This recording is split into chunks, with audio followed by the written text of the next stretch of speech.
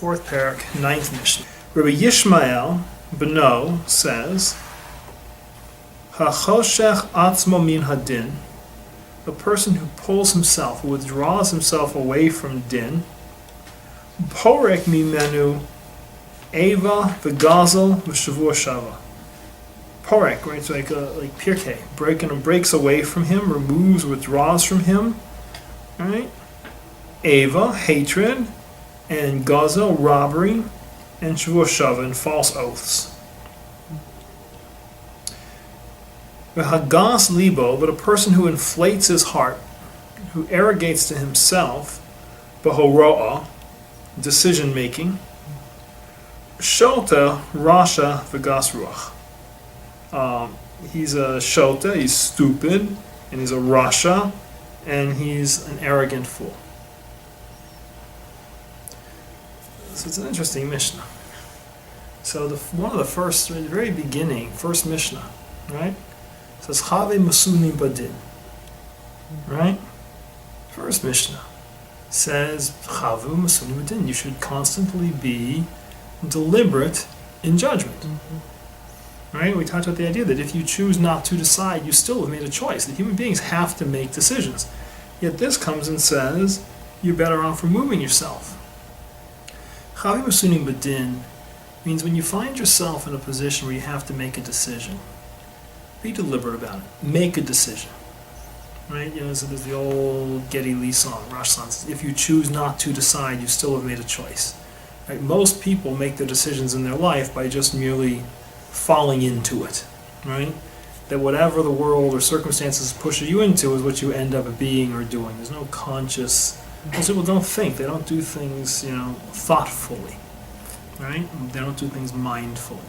So that first Mishnah says that you should be mindful, you should be thoughtful, right, in decision making. So this is a different piece. This is really, when it says, and you can see it says Hagas libo b'horo'ah, a person who inflates his heart, right, in order to make decisions. It's the guy who wants to make rulings for other people. Right, the guy who wants to boss other people around, who wants to tell other people how to live their lives. Exactly, and start judging for others. Right, when you start introducing yourself into litigation, right? There was a case. I just was reading an article in the paper today, and the person who lost the case, right, is railing against the judge that the whole thing is just it's all corrupt and it's all politically motivated and it's all hatred, right? That when you put people into, he says, if you separate yourself away and you say, listen, if there's a dispute between two people, I don't want to be the guy who compels them to a decision.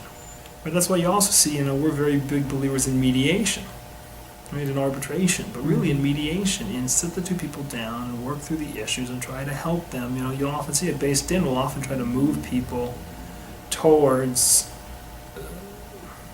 an understanding, towards a compromise, towards some sort of decision that everybody can be a little happy with and everybody can be a little unhappy with. Because otherwise what you find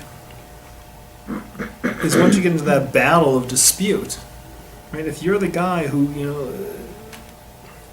takes on compelling a decision, then someone's going to hate you. Right? And if you're compelling a decision, then they're going to hate each other. The guy who loses, there's going to be a level of distaste and distrust, right, of hatred involved. That if you're not perfectly making a decision, right, you're a gazlan.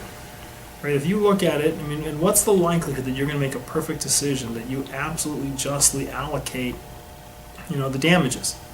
Most likely, you've taken from one, you've moved money from the pocket of one to the other. Whether you give too much or give too little, you still cause damage where it didn't belong. And people lie, right? As you start to question, you pull people to lie. So it says, what do you want to be involved in such a thing for? Right? Why does a person want to be the judge? I want to be the guy deciding. It says, because you're arrogant, right?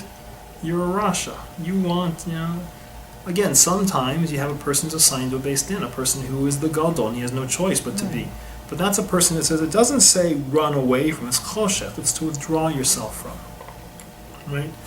That, you know, if you're the Rav, then you've got to make a decision. If you are the Beis Din, you've got no choice. But you enter into it with trepidation and hesitancy and withdrawal, that you're not anxious to be there, right? This person is a gas libo haro, that he thinks, I'm brilliant, I'm perfect, right? I know how to make this work, and you're going to do it my way, right?